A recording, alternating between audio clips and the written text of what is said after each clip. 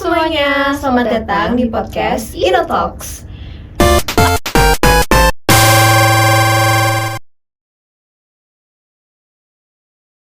Aku Filia, siap membawakan insight-insight yang menarik untuk kalian. Dan aku Cella, di sini aku bakal temenin kalian buat bawain obrolan yang santai dan berisi. Nah, jadi untuk first episode kita kali ini, tema kita adalah organisasi dan inovasi di kampus, khususnya untuk kegiatan UKM. Dan untuk menemani kita hari ini, kita kedatangan tamu spesial yang dari salah satu UKM paling ternama di BINUS. Apa tuh ya? Tanpa berlama-lama lagi, mari kita sambut Kak Michelle Audelia. Hai semuanya. Thank you ya udah invite aku ke Inotalks ya tadi. Iya, kita thank you banget loh. Kita tahu banget jadwal Kak Michelle ini padat banget gitu ya. Sangat sibuk ya. Yes, thank you banget sudah menyempatkan waktunya gitu loh untuk episode pertama kita gitu. Yes. Gitu. Jadi apa sih yang mau kalian bahas sama aku ini? Iya, jadi sebelum kita masuk ke topik pembicaraan kita ya, kayak kita tanya-tanya dulu nggak sih kayak jabatan kakak, dari UKM-nya apa gitu. Tadi kan disebutin ya, kayaknya orang-orang belum tahu deh UKM-nya UKM apa tuh? Dari UKM apa, terus jabatannya apa gitu, boleh? Oke, jadi di kampus BINUS ini aku masuk ke UKM BINUS TV Club dan sekarang aku udah menjadi pengurus dan aku menjabat sebagai Head of Production. Jadi kayak Head of Division gitu dia. Keren ya.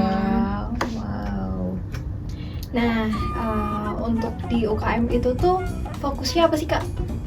Kalau di BINUS TV Club sendiri kita tuh bergerak di bidang broadcasting. Jadi buat teman-teman yang mau belajar gimana sih cara berkonten, bikin konten dengan baik, atau mungkin gimana sih bikin kayak marketing atau social media yang baik dan benar, atau mungkin mau belajar alat-alat tentang di broadcasting juga bisa banget di BINUS TV Club gitu. Jadi sebenarnya kita lumayan terbilang lengkap ya kalau kalian tuh mau mempelajari. Jadi kalau mungkin aku agak promosi dikit ya. Maksudnya aku bukan membanding-bandingkan UKM aku dengan yang lain. Cuman kalau di UKM lain kan mungkin terfokusnya cuma satu ya.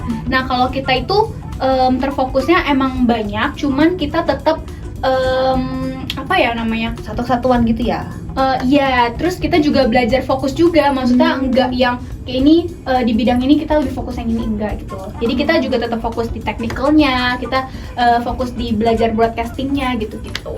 Nah, sekarang kita langsung masuk aja untuk ke topik utama kita. Jadi aku mau tanya nih Kak, ini kan Kakak sebagai Head of Production ya. Yes, benar. Nah, aku tuh mau tanya, kira-kira tanggung jawab Kakak sebagai Head of Production tuh apa sih? Dan Kakak udah menjabat berapa lama nih kalau boleh tahu nih sebagai Head of Production-nya? Aku udah menjabat hampir, kayaknya udah mau setahun ya. Udah mau setahun ya.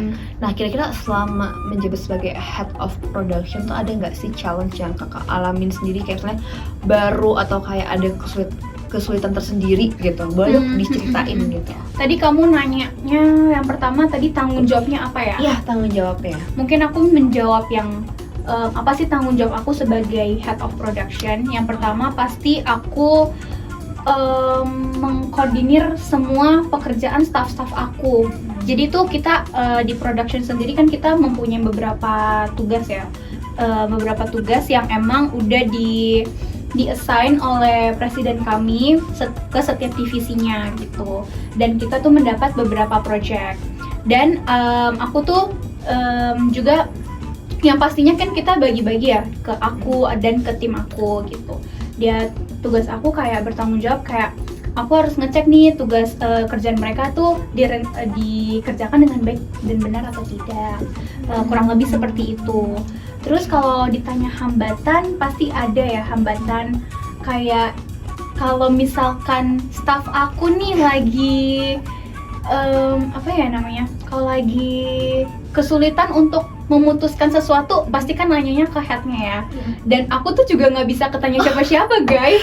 Iya, Bingung sendiri bingung gitu sendiri ya. aku yang harus yang kayak aduh ini better gimana ya di saat yang keputusan yang aku harus ambil. Aku mau tanya ke temen aku pun nggak bisa kan, Iya, karena betul. secara tidak langsung kan mereka juga tidak tahu secara fullnya gitu. Jadi paling masa hambatan terbesar aku di situ sih, kalau lagi banyak banget keputusan yang aku ambil tuh kayak pusing sih. Overwhelmed banget rasanya. benar. Ternyata berat juga ya jadi head ya. Yes. Nah itu emang harus pinter-pinteran banget sih. Wah semangat ya kak kalau gitu ya. Kamu nggak mau masuk? Kita nggak dulu ya. Enggak dulu ya, melihat Tapi- dari semester ini ya. Tapi kalian kalau di kampus itu tim kupu-kupu atau tim apa ya, kalau satu lagi tuh namanya tim kupu-kupu? Kurang nggak sih biasanya? Kura-kura ya? Kuliah rapat Yes. tuh biasanya Kalau tuh. kalian tuh tim apa guys kalau boleh tahu? Kita udah kelihatan lah ya. Udah tahu lah ya. Kalau aku sih Kupu-kupu. ngeliatnya kalian kura-kura sih. Kurang aja. Kayak kita sibuk banget ya kayaknya Kita ya. tuh sibuk banget sih kak. Iya, kita Kayak sibuk banget. tiap abis kelas tuh Nongkrong biasanya. Oh gitu. Oh sibuknya di situ ya. Nongkrong di Oh mungkin kos-kosan. nongkrong sambil rapat kan kita nggak ada yang tahu. Rapat apa tuh kita kira? ya Rapat kehidupan lah ya. Rapat kehidupan bisa. Nah kalau kakaknya apa nih? Kalau- udah tahun banget sih tapi. Iya dong. Ini Pura-pura. aduh kayaknya kita nggak relate deh. Ya, kayak nggak Udah kali ya. Jangan dong, jangan ya. Baru kayaknya baru 2 menit awal nih. Aduh, saja. Nah, ini kan tadi kakaknya udah lama banget ya, kayak hampir setahun di Binus TV. Ada nggak sih program-program yang udah kakak pegang tahun itu apa aja sih, boleh di-spill nggak? Kalau dihitungnya dari zaman aku menjadi pengurus atau jadi aktivis? Dari aktivis deh. Dari aktivis aja ya. Kalau dari aktivis itu aku terbilang cukup banyak ini ya. Program. Iya, ngambil program, nggak ngambil sih ya, kayak pokoknya dapat program. Kayak aku ikut di acara Buram Expo kalau kalian tahu, terus aku juga ikut di welcoming party, terus aku ikut di acara event tahunan. Kalau di event tahunan tahun kemarin namanya screening project. Oh iya, aku sempet ikut tuh. Oh iya, Iya, aku sempet ikut. siapa sih kalau boleh tahu, kalau masih inget loh nama narsumnya? Aduh, narsumnya itu tuh yang pembuat Jumbo kan. Yes. Aduh, aku lupa Pedro. Karian. Pedro. Karian sama Pedro dan ya. Karian. Benar. Betul. aku Is masih banget. inget aja loh. Tau. Tumben. Karena berkesan banget buat aku. Terima kasih banyak Iya, ya. sangat berkesan. Akhirnya ada yang berkesan. Ya. Iya. Iya, terus udah sih paling itu aja deh yang aku inget. Aku ikut ketiga itu, cuman walaupun kayak menurut kalian dikit, tapi itu salah satu program yang kayak timeline-nya tuh berurutan guys gitu. Jadi cukup padat juga. Dan itu termasuk project besar gitu ya. Mm-mm. Gitu. Kenapa kita yang screening project itu kan project tahunan ya. Benar-benar. Dan itu persiapannya sangat amat berat. Betul, Pasti. pastinya. Wow. Dan kalau di pengurus di semasa pengurus aku ngemegang program Red Book. Di situ Oh, aku iya. jadi produsernya. Wow. Itu yang paling gede sih. Yang lainnya karena aku udah jadi pengurus, jadi kayak cuman kerjaan aku cuman nge-advise aja gitu. Kayaknya seru ya tapi. Seru banget. Tertarik ya mau masuk Binus TV? Aduh. Tapi kalau dilihat dari jadwalnya sih enggak. Enggak, kalau nggak sibuk. Sibuknya tuh yang sibuk yang fun gitu. Bagi dia ya. Kamu pasti nggak mau ikut acara UKM karena ini kan? Karena nggak bisa main Roblox. Iya. Jangan-jangan. Kayak emang Roblox. nggak mau bikin kayak gitu apa namanya? Roblox, Binus TV di Roblox gitu. Binus TV di Roblox itu gimana tuh ya konsepnya? Aku bener-bener belum kebayang sih. Ya kan siapa tahu saya kayak ya bisa ikut online gitu loh. Kalau misalnya nggak bisa datang kan bisa ikut online I aja. see. Misal kalau sound round gitu ya, Iya. orang nggak bisa datang tapi ikutnya di Roblox. Iya betul. Jadi absen lewat Roblox. Boleh Gitu. kan? Boleh banget sih idenya sih. Terima kasih banyak ya. Akan aku sampaikan ke panitnya ya. Boleh sih, boleh. Idenya bagus juga. Nih, kan KMA juga udah lama banget ya. Berapa sih kalau misalnya dari aktivis deh? Berarti udah berapa lama tuh Kak? Kalau dari aktivis berarti udah mau 2 tahun. Wow, berarti dari awal masuk kuliah dong. Yes, bener banget. Wow, Betah ya. betah banget nih kalau dilihat-lihat ya. Iya. Nih kalau boleh tahu kayak dari sekian banyak UKM yang ada di Binus nih, kenapa kakak bisa yakin banget kayak aku mau masuk Binus TV nih? Kenapa tuh kak? Kalau aku sih lebih kemikirin jangka panjangnya ya, Pilih Cella. Karena aku di masa depannya kayaknya aku pengen deh kerja di bidang TV, di bidang broadcasting gitu-gitu. Makanya aku pilih UKM apa ya yang selaras sama pekerjaan aku nanti. That's why aku pilih Binus TV Club gitu. Jadi kayak oh ini bergerak di bidang broadcasting, terus bisa memberi aku insight yang banyak banget yang aku perlukan lah di masa yang akan datang gitu. Itu aja sih udah lengkap banget tuh ya. Benar. Udah ada kamera, udah ada sound, Mm-mm. di balik layar, depan layar, Benar, semuanya benar. ada Yes. gitu tuh. Jadi Binus itu tuh udah menyediakan banyak banget UKM yang sesuai sama kalian, kayak kalian butuh apa tuh pasti di Binus ada, Mm-mm. guys. Tapi itu tergantung ya, balik ke tujuan setiap orangnya ya, Phil. Jadi Yes, nggak iya. semua orang yang pasti kayak aku yang kalau masuk Binus TV Club yang kayak mungkin mikirin ke depannya, tapi bisa aja yang kayak oh buat have fun nih gitu. Kelihatannya mungkin Binus TV Club itu UKM yang seru banget gitu, yang bisa senang-senang gitu. Berarti kakak enjoy banget nih di Binus Enjoy, TV. Wow. enjoy. Pantes Mungkin lah karena bertahan lingkungannya ya. juga ya. Oh, berarti mendukung banget dong. Mendukung. Untungnya ya, aku juga bersyukur banget sih lingkungan di Binus TV Club itu cukup bikin aku nyaman gitu. Jadi aku bisa sanggup sampai ke pengurus. Wow. Nggak toksik ya. Nggak toxic, keren sih. Keren. Nih, kita balik lagi ya Kak, ke proker tadi. Yes. Itu dari sekian banyak proker yang udah KM jalanin itu, ada nggak sih kayak kira-kira skill apa aja sih yang paling signifikan gitu yang berubah selama kakak menjalankan proker tersebut gitu, kayak mungkin public speaking atau misalnya teamwork gitu-gitu atau time management gitu-gitu, ada nggak? Dari yang kamu sebutin itu semuanya ke apa ya? Ke Berkembang fill gitu up ya? ya. Benar, misalnya kayak tadi kamu bilang ke public speaking. Jadi pas jadi aku zamannya aktivis kan aku sempat menjadi host di program Redbook namanya.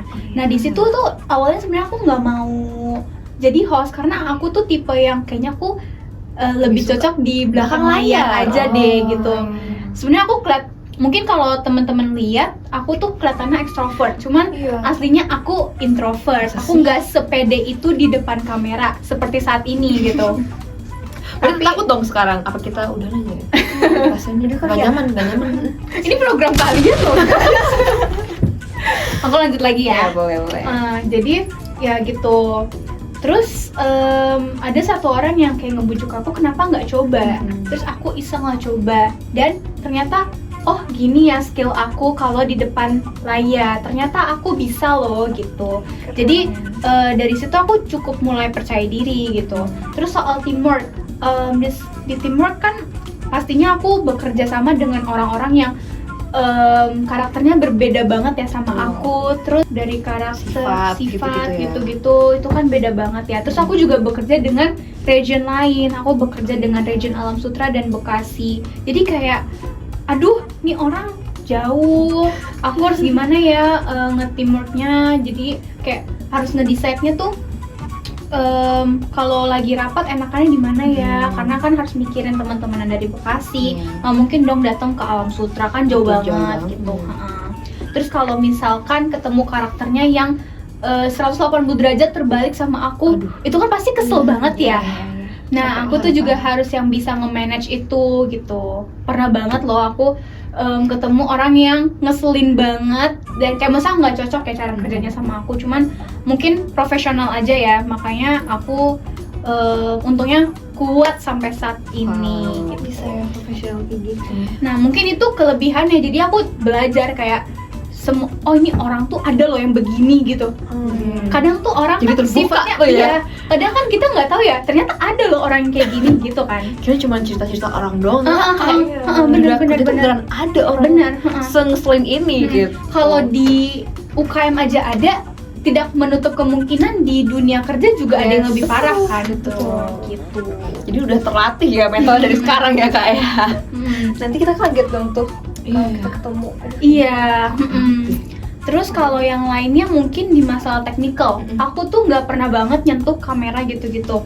Tapi karena aku masuk ke divisi produksi, kalau produksi itu kan harus kayak menguasai semuanya ya, harus menguasai teknikalnya, public speakingnya. Menurut aku ya, karena produksi itu kan yang harus merancang semuanya, jadi harus melihat dari segala aspek gitu kan, gitu. Jadi aku di situ belajar teknikal. Jadi aku kayak di situ juga, wah.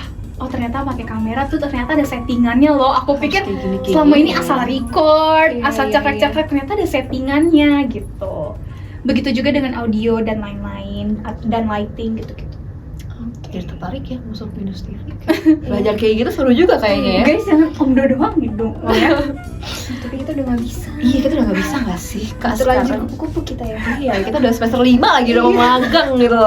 Jadi mendingan sekalian magang aja. Iya mending sekalian magang aja langsung. Yang dapet duit ya. Iya betul. Benar-benar. Oke, lanjut ya Kak. Sebagai pengurus itu gimana sih Kak cara Kakak tuh atur jadwal? Time manajemennya gimana tuh? Ya lagi sama jadwal kuliah kita Iya, yang sangat kuliah. dar ini ya. Aku tuh mengambil POV aku sebagai anak komunikasi ya guys. As you know kan kalian juga anak komunikasi ya. Nah anak komunikasi itu kan terbilang nyantai gitu ya. Jadi kalau waktu itu kan aku awal masuk ke Binus TV Club itu mungkin sekitar semester 3 ya. Nah semester 3 itu kayaknya nggak yang padat-padatnya banget sih. Iya, Soalnya di situ aku ngerasanya santai banget. Jadi aku nggak gitu mikirin jurusan aku gitu. Aku lebih malah fokus ke TV Club saat itu. Jadi kayak nggak ada beban aja sih. Terus mungkin karena dosen-dosen komunikasi itu part of Binus TV juga beberapa. Jadi kadang kalau aku ada acara Binus TV Club tinggal izin aja gitu ke dosennya. Lebih mudah. Ibu Bangga Bapak. ya.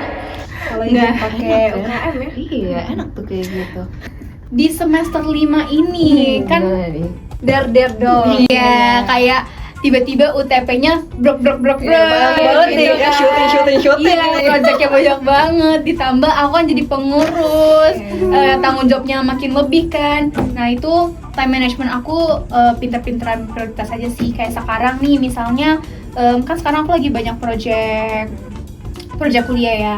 Nah sedangkan di TV Club itu aku juga banyak project. Nah karena di TV Club itu kita as a team, jadi aku bisa beberapa itu